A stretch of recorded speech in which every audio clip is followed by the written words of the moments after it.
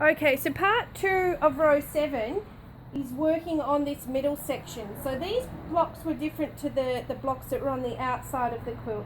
So it just did need a different quilting work on this particular section. So just some different design ideas. From the original one, these just had a 1/4 inch channel in the triangle and filled with my dense swirl and bubble fill. And then I just ditch quilted these guys here. So you can go ahead and ditch quilt your blocks through here. If that's all you want to do to them, that's fine. Depending on your colours, if they're busy prints, then yeah, you don't want to do too much on those guys. And then focus all of your cool quilting on these blank pieces out in here. So if you had worked on feather designs, you're going to whack feathers in this guy. If you'd worked on your triangular designs, you're going to whack some triangles in here. If you'd worked with line designs and cross-hatching, you're going to put those cross-hatchings in here too, okay? So as we've worked down the quilt, we're repeating those elements that we started with. So just some ideas for this one. If you're working on the negative space in the background here, we can put those triangular designs in here, okay, which look quite cool. Okay, something like that. It's really quite nice. You could fill, if you haven't come all the way up to the edge here, we could fill this in with some really dense line work, or you might find that your bubbles, really tight fill like that is going to work for you. Okay, whatever it is that you want to do to fill yours in. If you're working on cross-hatching, we could put that through here. Okay, so just a nice cross-hatch through there if you're working on your fancy cross-hatch. So a little checkerboard where you're pushing down. Oh, it's coloured the wrong one then. That one needs an unpicker. Okay, checkerboard gives a lot of impact on your quilt because it pushes down sections and it makes these ones that aren't quilted really push up, and it gives a really lovely texture to it. Another, just simple, just keep it simple. You could do a channel and then just put your swirl lines in.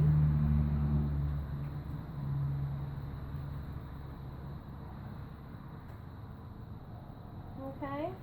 Another one is just echoing. Okay, so on these bigger triangles here, just echo the line. Okay, something like that, really simple. Alright, let's have a look at the actual blocks in themselves, what we could do to those. So if you want to take it further than actual ditch quilting, another idea that I had, which I might actually do on this one, is actually turning it into a grid. So I'll need to use my fabric marker to just rule in those extra lines, and then do a fancy flower in these guys. Just working one way to start with. That way, across, oops, go this way.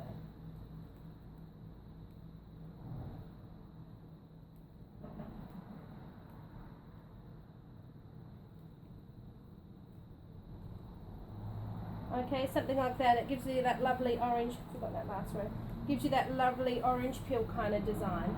So if you're going to do something like that, then you want to keep probably the background colour a little bit simpler, so that it's not over the top with quilting. Me saying over the top, that's silly. Everything I do is over the top. But I really actually quite like that one, so I might do that one on mine, and then yeah, put a fill in the background. We'll see how we go. So let's lay some stitches down. Alright, so what I'm going to do before I stitch is just come through and mark in my grid with my vanishing marker here. So just extending through the fabrics to make those grids work for me.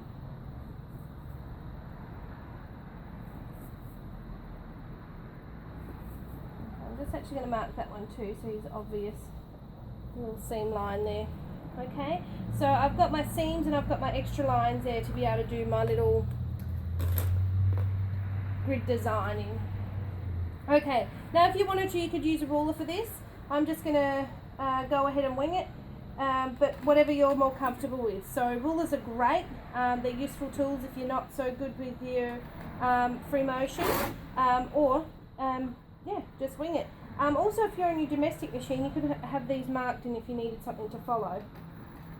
Let's pop you on here.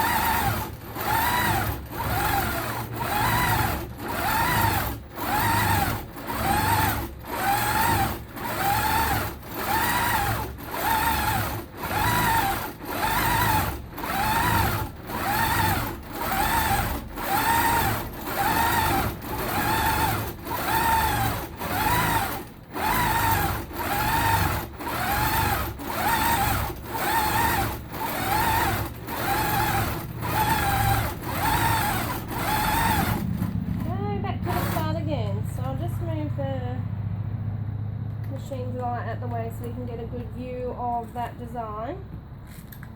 So yeah, it's just giving me that lovely orange peel looking design through there. So it's actually the colour thread I've used is not really in your face, impacting on taking away from the patchwork block itself. So I actually might go back in and do a heavier fill in the background.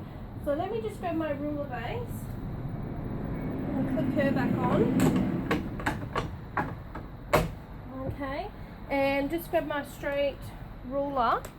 So what I'll do is I'm just going to put a 1/4 inch channel through here. So just bring up my bobbin thread there and do my little trials.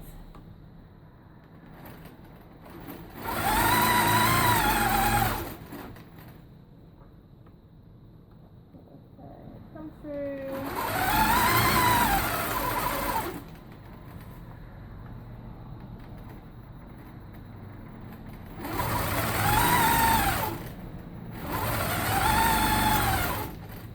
Okay, so I've got my little channel in there now, and I'm going to fill this particular one with some swirl design. So I might do the bubble and swirl. No, it looks really swirls.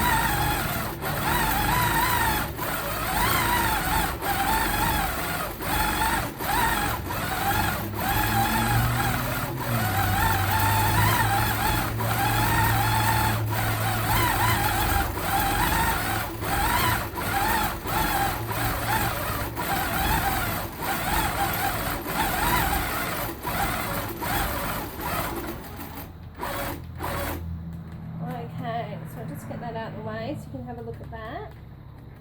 This thread looks amazing on this quilt. I'm loving it. Okay, so just bring that out. A bit of light on you. So yeah, I've got those swirls happening on that block there. Just get a little bit closer. I don't know if it's showing up too well on the video. But with all of the blocks that I've done, you can pop over to my Facebook page, and I do have all of the photos of the quilt up on there as well, as I've been going. So we have one more row to go.